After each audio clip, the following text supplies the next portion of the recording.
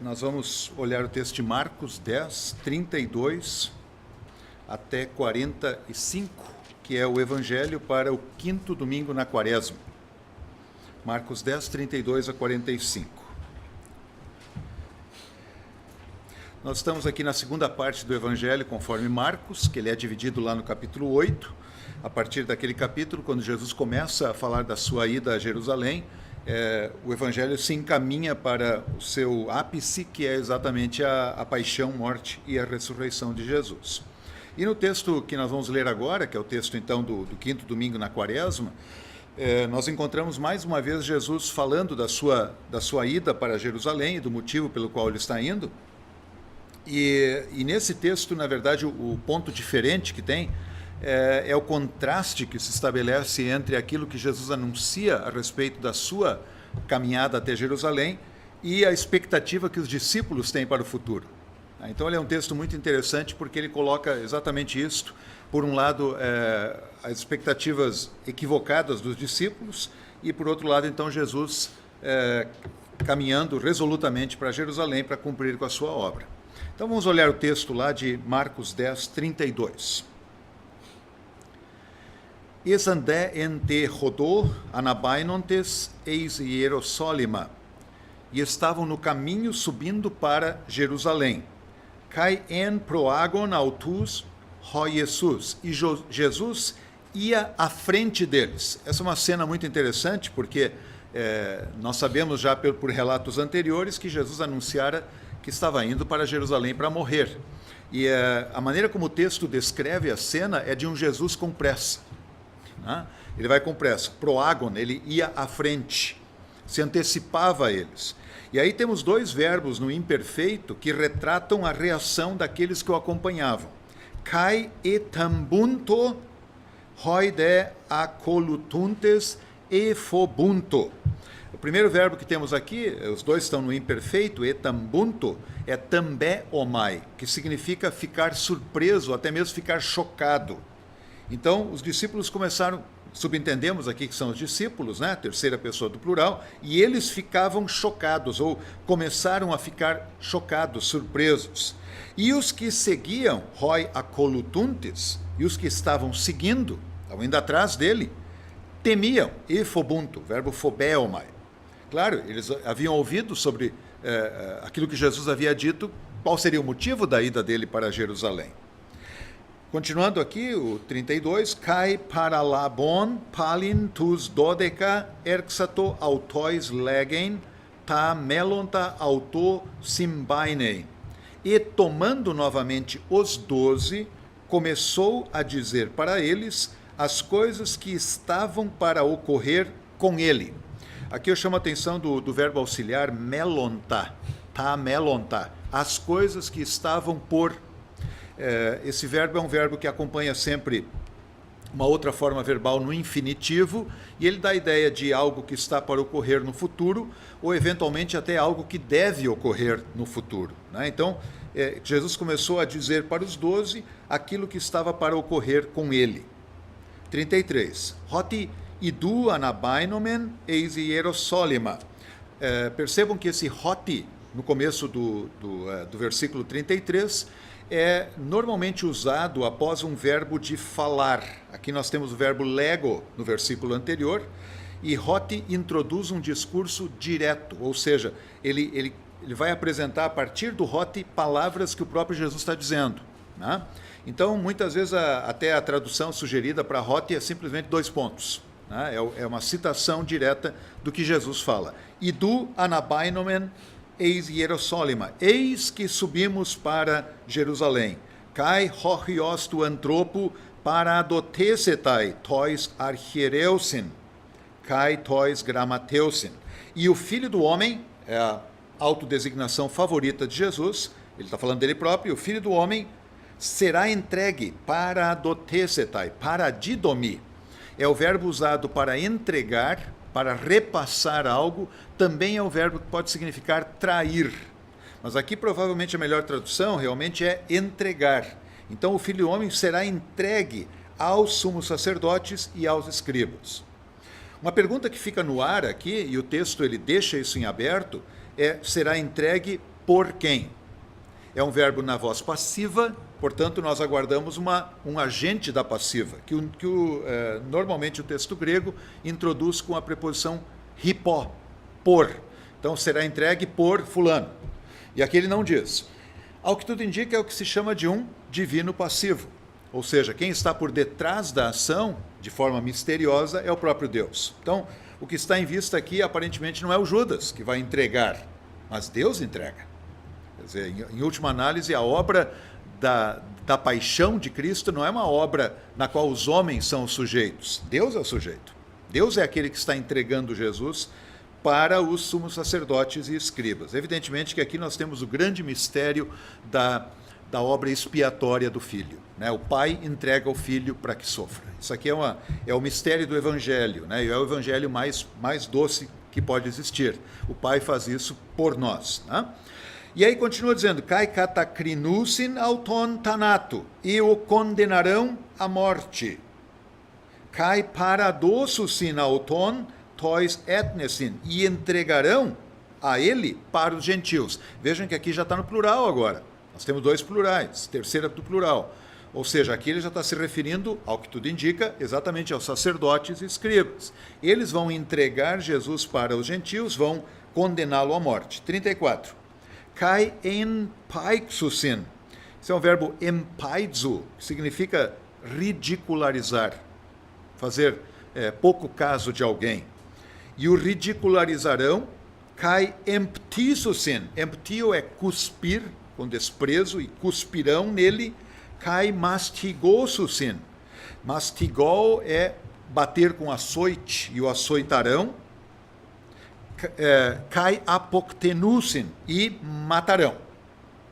Kai metá 3 remeras anastesetai. E depois de 3 dias, aqui nós temos o verbo anistemi, está no médio, futuro médio, ressuscitará. E depois de 3 dias, ele ressuscitará. Tá? Muito bem, esse é então o anúncio de Jesus de que ele está indo para Jerusalém e o objetivo dele. Está indo com pressa na frente, o pessoal está com medo, está admirado com aquilo, e ele diz, não, vamos lá porque eu tenho que ir, porque vai acontecer isso com o Filho do Homem. E aí vem o grande ponto que dá uma quebra muito grande nesse relato e que até nos surpreende muito com o que vai acontecer. 35. Kai prosporeu antai auto Jacobos, kai Ioannes, hoi hioi Zebedaio, legontes auto. E aproximam-se dele Tiago e João, os filhos do Zebedeu, dizendo-lhe, 2 pontos, didáscale, ó mestre, aqui nós temos o vocativo de didáscalos, ó mestre, telomen, hina ho ean aitesomen se poieses hemin. Nós pedimos que aquilo que porventura te pedirmos, tu nos faças. Esse é o tipo do pedido de alguém assim que está preparando parece que uma armadilha, né? Ele não está dizendo o que ele quer. Olha, nós não estamos te pedindo algo, nós estamos te pedindo que aquilo que a gente pedir, tu nos dês. Então, o que eles vão pedir? 37. Roide eipan, desculpe, 36. Rode eipen autóis. E ele lhes disse, ti telete me poieso himin, o que vocês querem que eu faça para vocês? 37. Roide eipan auto. E eles disseram para ele, dos himin, danos. Aqui nós temos o imperativo do didomi, imperativo auristo, didomi. Danos, hina eis su ex dexion, kai eis ex aristeron. Catisomen entedoxe su. Aí está o pedido deles. Nós te pedimos o seguinte, dá-nos que na tua direita e na tua esquerda, nos sentemos na tua glória. Jesus acaba de falar de sua paixão e morte. E eles estão preocupados quem é que vai sentar no lado direito, quem é que vai sentar no lado esquerdo, na glória. Quando se diz que os discípulos eram pessoas que entendiam muito pouco das coisas, então está aqui uma das evidências, né? Ok, 38, Rode Jesus eipen autóis, e Jesus disse para eles, eu imagino que ele deve ter dado uma suspirada aqui, antes de falar, né? Mas Jesus disse para eles, uk oidate ti aiteiste. Vocês não sabem o que estão pedindo. Dinaste pien to poterion ho ego pino, he to baptisma ho ego baptisomai baptistenai. Notem que aqui ele usa o verbo dinamai, que é um verbo auxiliar também, verbo poder. Né? Vocês podem beber, pien é o infinitivo auristo segundo do verbo pino. Aqui uma pequena observação morfológica. O verbo pino é um daqueles verbos terminados em líquida, no caso aqui o ni, e normalmente no auristo ou no futuro, o que acontece? Ele não acresce um sigma, como seria de se esperar, ele mantém a líquida, que no caso é o ni, e acrescenta um iota. O verbo meno, por exemplo, é assim. Né? Só que esse verbo aqui já tem um iota. Então o que o grego faz aqui? Para não acrescentar mais um iota, ele retirou o ni. Então, pien é um auristo, segundo, infinitivo do pino, beber. Vocês podem beber o cálice que eu bebo, ou, novamente subentende-se, vocês podem ser batizados, o batismo que eu sou batizado. Evidentemente que aqui, beber o cálice e ser batizado significa, é uma linguagem metafórica, Jesus falando do seu sofrimento, que ele acabara de mencionar para eles. Aliás, é muito significativo que o batismo, o verbo batizar, seja usado no sentido de sofrimento aqui. Né? Talvez a gente poderia fazer uma ponte com o que o apóstolo Paulo vai dizer lá em Romanos, de que aqueles de nós que fomos batizados em Cristo, morremos com Cristo, fomos sepultados com Cristo. Né? O batismo, o termo batizar também pode ser usado, então, nesse sentido metafórico de sofrer e até de morrer. Né? É evidente que no batismo com a água e com o Espírito Santo é um batismo para a vida. Morremos para o pecado, para a morte, para o diabo e vivemos para Cristo. Aqui esse batismo é o batismo da morte, é sofrimento mesmo. Ok, Jesus faz a pergunta e eu fico imaginando que quando ele pergunta isso, vocês vão de fato beber, vão sofrer? Talvez ele até imaginasse, bom, eles vão pensar um pouquinho e vão dizer, acho que não, é difícil, acho que a gente não vai conseguir. Mas os discípulos, né? Hoide eipan auto. E eles disseram, dinâmeta, podemos? Algo do tipo assim, mas é claro, deixa com a gente. Rode Jesus eipen autois. E Jesus lhes disse, algo do tipo assim, querem lei? Vão ganhar. To poterion ho ego pino pieste, kai to baptisma ho ego baptizomai, baptiste seste. Ele diz, ok, tá certo, o cálice que eu bebo, vocês vão beber. E o batismo que eu sou batizado, vocês serão batizados. Naturalmente que aqui nós podemos encarar uma referência àquilo que ele havia falado lá no capítulo 8 sobre o tomar a cruz da conformidade com Cristo. Aqueles que seguem a Cristo têm uma cruz a carregar que nada mais é do que o ser cristão e o sofrer por causa do Evangelho. E a gente sabe que isso de fato ocorreu com os discípulos de uma forma ou de outra, seja por uma perseguição violenta ou de outras maneiras. Né? Então ele diz, vocês vão sim. Né? 40. Todeca tisai ek dexion mu, mas o sentar à minha direita é ex euonimon, ou à esquerda, uk estin emon dunai. Não está para mim dar. Ou seja, Jesus diz, vocês estão pedindo para a pessoa errada. Eu não vim aqui ao mundo para dizer quem é que vai sentar à direita, à esquerda, quem é que vai ter essa glória ou aquela. Al rois retoi mastai, mas a aqueles a quem está preparado. Etoimatsu, preparar, é usado aqui no tempo perfeito passivo, está preparado. Novamente, ele não diz preparado por quem. Né? Inclusive, se nós olhamos lá nas leituras variantes, nós veremos que tem alguns documentos importantes que incluíram, então, que tentaram explicar aqui, incluíram hipó tu patrosmo, pelo meu pai. Para quem está preparado pelo meu pai. Até algumas traduções mais antigas até acabaram trazendo esse pelo meu pai. Né? Até traduções modernas incluíram isso também. Ao que tudo indica é isso mesmo. Isso aí eu deixo com o Pai. Ele vai dizer quem senta aqui ou lá, acolá, né? Não é minha preocupação. A minha preocupação é ir para Jerusalém e cumprir com a minha obra. É isso que Jesus está dizendo. Versículo 41. Kai akusantes hoideka erxato aganakten peri Jacobo kai Ioano. Aí agora tem um retorno por parte dos discípulos, né?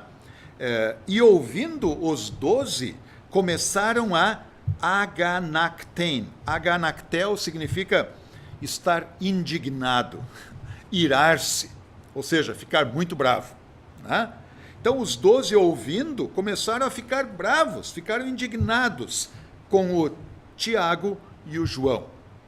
A busca por poder gera divisão. 42. Kai pros kalesamenos autus hoiesus legei autois. E chamando-os, Jesus lhes diz. E aqui vem a parte do ensino agora para Jesus, né? Seus alunos aí estão precisando de mais uma aula. Parece que eles perderam essa aula ao longo de todo o tempo que eles andaram caminhando. Então Jesus vai lembrar novamente para eles uma coisa importante. Ele os convoca, ele os chama para o seu lado e lhes diz: Oidate hoti hoi docuntes archein ton etnon katakirieusin auton kai hoi megaloi auton katexusiatsusin auton. Saibam que os que parecem ser os primeiros dentre os gentios, ou ser os príncipes dentre os gentios, archein tem o sentido de primazia, né? Aqueles que têm a primazia dentre os gentios, katakirieusin. Esse katakirieo significa ter poder sobre alguém. Então ele diz, olha, lá entre os gentios, aqueles que parecem ser os primeiros, que são os que estão em evidência, eles exercem poder sobre eles. E, o que mais? Os megaloi, os grandes, esse é um termo usado, por exemplo, lá no Apocalipse, para falar daqueles que são comandantes de guarda, por exemplo, né? E os grandes deles, kataxusiatsusin. Esse verbo kataxusiatsu significa exercer autoridade. Então, exercem autoridade sobre eles. O que Jesus está dizendo aqui é indo para o que a gente chama de a mão esquerda, né? Os governos do mundo. Lá entre os gentios, então, o pessoal que é o maioral vai governar sobre o outro. Isso é o jeito das nações se governarem. Em si não tem nada de errado nisso, né? Se mantido naquele campo, né? Para boa ordem, etc. Enfim. Mas o ponto aqui é outro. 43. Hutos de estin en himin. Não assim seja entre vós. Ou não assim é entre vós, literalmente falando. Assim não é entre vocês. No meio de vocês não é desse jeito que é para acontecer. Mas, importante aqui o né, essa conjunção alá, ela é a forma mais forte do adversativo grego, né? A gente podia talvez até dizer assim, mas muito pelo contrário. Hos antele megas genestai. Mas, muito pelo contrário, aquele que quiser vir a ser grande, genestai é o verbo ginomai, o infinitivo, tornar-se, vir a ser. Aquele que quiser tornar-se grande, en himin, no meio de vocês, entre vocês, estai himon diáconos, será de vocês o servo. Interessante que a palavra diáconos vai ser usada no livro de Atos dos Apóstolos e pelo apóstolo Paulo como um sinônimo de ministério pastoral, né? No mínimo curioso isso, né? Os discípulos estão sendo preparados para ser pregadores do evangelho. E ele diz, aquele de vocês que está pensando aí em ser o primeiro, bom, ele vai, o grande, né? Ele vai ser o ministro, vai ser o servo. Talvez uma boa dica para a gente caracterizar o que é o ministério. Ministério é basicamente serviço. 44. Kai hos antele en himin einai protos. E aquele dentre vocês que quiser ser primeiro, o primeiro no meio de vocês, estai panton doulos, será de todos escravo. Doulos é a palavra para escravo. Claro que ele é um sinônimo de diáconos, né? Naquele período, um escravo, servo, isso é a mesma coisa. Hoje em dia, a palavra escravo tem uma outra conotação, evidentemente, né? Mas a ideia é de um serviço ao outro. É de olhar para o outro como aquele que importa mais do que a mim mesmo. O apóstolo Paulo vai fazer uma ponte com isso quando ele lá em Filipenses, ao falar da humilhação de Cristo, ele vai dizer, tenham a mesma atitude que Jesus teve.